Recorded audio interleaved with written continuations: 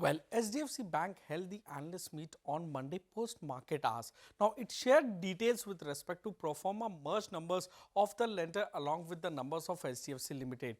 The key takeaways is that there will be a decline in net interest margins on total assets by as much as 30 to 40 basis points to about 3.7% to 3.8% from the 4.1% net interest margin on assets that was recorded in Q1 FY24. Now, the cost to income ratio stabilization is lower than street anticipation, and this is due to accounting methodology changes that is there. So management has said that the cost to income ratio will decline to 40% versus 43% that they had in Q1 FY24. So the return ratios on account of decline in net interest margin will decline to about 1.9% to 2% from the 2.1% that the bank recorded in Q1 FY24, while the ROE, that is return on equity, is seen around the 16% level from 17.2% that the bank did in Q1 FY24. So capital adequacy ratio will increase to about 19.2% from 18.9% that was recorded in Q1 of FY24.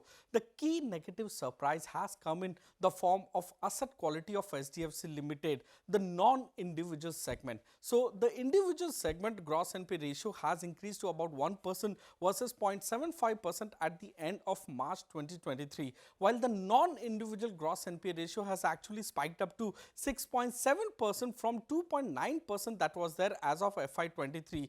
We have Nomura's estimate on post-merger for HDFC Bank versus the numbers that they have recorded or they have estimated for ICICI Bank and Axis Bank for FY24. So Nomura estimates a decline in net interest margin for HDFC Bank by 30 basis points to about 3.5%. Now, they are estimating ICICI Bank's net interest margin to be at around 4.6% and Axis Bank net interest margin is seen at 3.84%.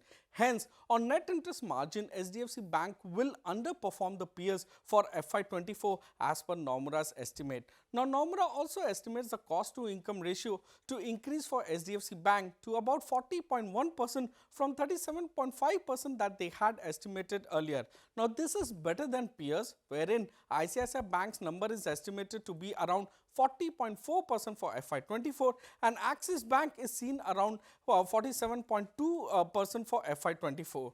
Return on asset of HDFC Bank for FY24 has been trimmed down to about 1.7% from 1.9% that they had estimated earlier.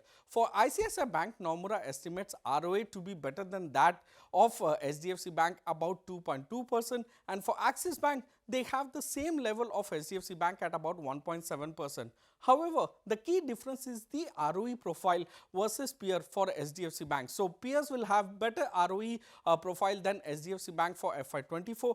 Nomura estimates the ROE of HDFC Bank to come down to about 14.2% versus 15% earlier, versus 17.7% that they have estimated for ICICI Bank and about 18.1% that they have estimated for Axis Bank for FY24. So in terms of valuations, based on the book value estimate of Nomura for the three lenders, HDFC Bank is now trading at a price to book value based on FY24 numbers at 2.6x, while ICICI Bank is trading at 3x and Axis Bank is trading at 2.2x. Momentum on net interest margin and return ratios for FY24 of HDFC Bank versus peers like ICICI Bank and Axis Bank may be on investors' radar, and hence valuation changes may be closely watched by the investors.